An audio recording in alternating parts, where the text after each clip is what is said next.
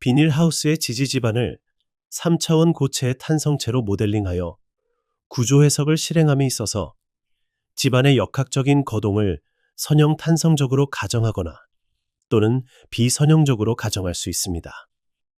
GH 모델러에서 허용 응력 해석은 선형 해석, 한계 상태 해석은 비선형 해석을 의미합니다. 집안의 역학적 성질을 탄성적으로 가정한 선형 해석에 대해서는 이미 다른 동영상에서 설명하였습니다. 이 동영상에선 집안의 거동을 탄소성적으로 가정한 비선형 해석에 대해서 살펴보겠으며 힘과 응력의 진행 상태를 곡선 그래프로 표시하거나 모어원과 파괴 포락선의 관계로 나타내거나 또는 항복 곡면과 응력 경로를 이용하여 분석하는 기능에 대해서 설명하겠습니다. 지금부터 예시할 비선형 해석에는 이전의 선형 해석과 동일한 비닐하우스 모델을 사용하고 동일한 치수의 부재 단면을 적용합니다. 해석 결과의 탄소성 거동이 나타나도록 하기 위해서 기초 집안 종류 선택에서 선형 해석보다 집안의 역학적 특성이 연약한 집안 성질을 선택하고 하중 조건은 풍하중과 설하중의 값을 크게 증가시킵니다. 해석 메뉴에서 한계 상태 해석 아이템을 선택하고 대화 상자에서 고급 설정 버튼을 클릭합니다. 하중 단계를 20단계, 이터레이션 수를 10으로 잡습니다. 중간 단계의 해석 결과를 보기 위해서 중간 단계 결과 저장 옵션을 체크합니다. OK 버튼을 클릭하고 다시 대화 상자의 해석 버튼을 클릭하면 해석이 진행됩니다. 해석이 완료되기까지 많은 시간이 걸리므로 종료되었다는 메시지가 나올 때까지 진행 과정은 동영상에서 제외하였습니다. 해석 완료 메시지가 나오면 OK 버튼을 클릭하고 해석 결과를 검토합니다. 집안의 해석 결과는 흙집안과 콘크리트 지지대를 분리해서 살펴볼 수 있습니다. 3D 데이터 메뉴에서 등고선 이미지 흙집안 아이템을 선택하면 흙집안 부분의 해석 결과만 가시화됩니다. 등고선 표시 대화 상자에서 가시화할 데이터 아이템으로 Normal Stress, 즉 지방향 법선 응력의 분포를 등고선 이미지로 예시하여 해석 결과를 분석하는 방법을 설명하겠습니다. 등고선 이미지가 표시됨과 동시에 윈도우의 우측 상단에는 해석 결과를 단계별로 컨트롤하는 패널이 나타납니다. 비선형 해석의 중간 단계 결과 저장 옵션을 적용한 경우에만 이 패널이 나타납니다. 패널의 확장 버튼을 클릭하면 윈도우가 아래쪽으로 확장되며 등고선 이미지 위에 한 점을 클릭하면 그 점에 발생하는 지방향 법선 응력의 단계별 변화가 이 윈도우 위에 하나의 선으로 표시됩니다. 여기서는 몇 개의 다른 점에서 샘플링한 값들이 직선에 가깝거나 또는 현저한 곡선적인 변화를 보이고 있습니다. 곡선적인 변화는 탄소성적 거동에 의한 결과이며 집안이 부분적으로 소성 상태에 도달하였음을 의미합니다. 동일한 결과를 모어원과 파괴 포락선의 관계로 살펴볼 수 있습니다. 3D 데이터 메뉴에서 모어원 아이템을 선택하면 모어원 다이아그램 윈도우가 열립니다. 등고선 이미지 위에 한 점을 클릭하면 그 점에 발생하는 응력에 대한 모어원이 다이아그램 윈도우에 그려집니다.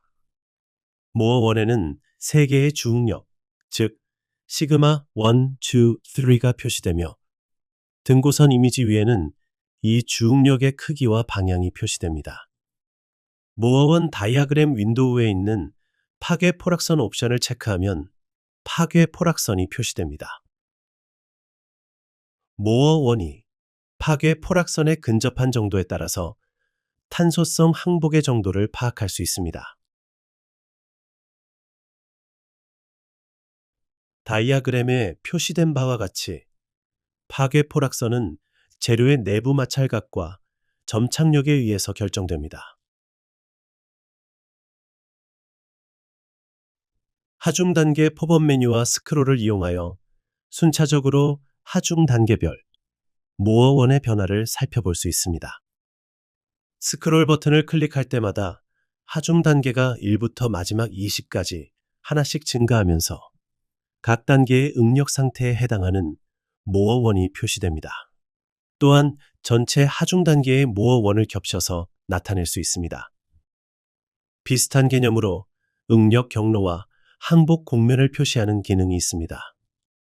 다시 3D 데이터 메뉴에서 항복 곡면 아이템을 선택하면 항복 곡면 윈도우가 열립니다. 등고선 이미지 위에 한 점을 클릭하면 그 점에 발생하는 응력의 경로와 함께 항복 곡면이 그려집니다. 응력 경로는 하중 단계별로 계산된 응력 좌표를 연결한 선입니다. 항복 곡면은 항복 상태의 응력 좌표로 이루어진 곡면입니다. 여기서는 응력 상태가 3개의 주응력을 직각 좌표축으로 하는 주응력 공간 좌표상의 한 점으로 플로트됩니다. 하중 단계 팝업 메뉴와 스크롤을 이용하여 하중 단계별로 응력 좌표를 확인할 수 있습니다. 하중 단계가 1부터 마지막 20까지 하나씩 증가하면서 적색구로 플로트된 응력 좌표가 중심축으로부터 항복 곡면 쪽으로 이동합니다. 이들 응력 좌표를 모두 표시하면 응력 경로가 이루어집니다. 이 예에서는 응력 경로가 거의 직선적이며 항복 곡면에 많이 미치지 못했음을 보여주고 있습니다. 다음에는 모어1이 파괴 포락선에 접하고 응력 경로가 항복 곡면에 도달하여 꺾이는 경우를 예시하겠습니다. 집안의 항복 파괴가 상당히 진행되어야 그런 상태에 도달하므로 풍속과 적설심을 2배로 늘려서 하중을 크게 증가시킨 해석 모델을 만들었습니다. 해석 메뉴에서 한계 상태 해석 아이템을 선택하여 해석을 실행하고 해석 결과가 이전의 결과와 어떻게 다른지를 살펴보겠습니다. 앞의 예와 마찬가지로 3D 데이터 메뉴에서 등고선 이미지 흙집안 아이템을 선택하여 응력의 등고선 이미지를 먼저 표시합니다. 등가 응력은 재료의 항복 상태를 판단하는 기준이 되므로 이번에는 등가 응력의 이미지를 표시하겠습니다. 어떤 응력 성분을 이용하든 작동 원리는 동일합니다. 단계별 결과 표시 패널을 확장하고 등고선 이미지의 한 점을 클릭하면 그 점에 해당하는 등가 응력의 단계별 변화가 하나의 선으로 표시됩니다. 앞의 경우와 비교해서 곡선의 곡률이 현저하게 크게 나타났는데 이는 하중 증가로 인해서 집안 재료의 항복이 훨씬 더 진행되었음을 의미합니다. 그로 인해서 모어원은 어떻게 달라졌는지 살펴보겠습니다.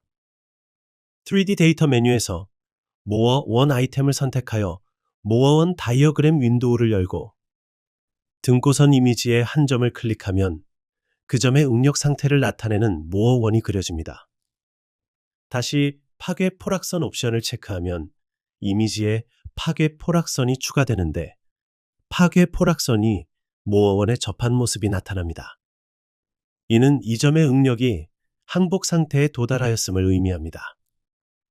하중 단계의 중첩 표시 옵션을 클릭하여 1단계부터 마지막 20단계까지 모어1을 한꺼번에 겹쳐서 표시할 수 있습니다.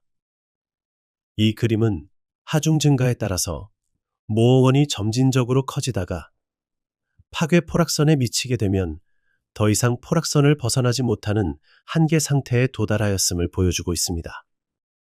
동일한 현상을 응력 경로와 항복 곡면의 관계에서도 관찰할 수 있습니다. 3D 데이터 메뉴에서 항복 곡면 아이템을 선택하여 항복 곡면 윈도우를 열고 등고선 이미지의 한 점을 클릭하면 그 점의 응력 상태를 나타내는 응력 경로와 항복 곡면이 표시됩니다.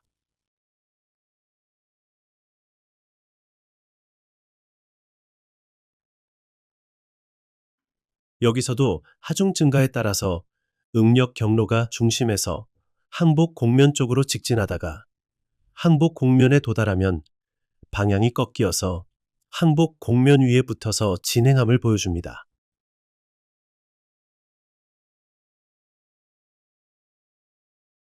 모어1과 동일한 개념으로 중력 좌표계에서 응력점의 좌표가 항복 곡면에 도달하면 항복 상태를 의미하며 응력 경로가 항복 곡면을 벗어날 수 없음을 의미합니다.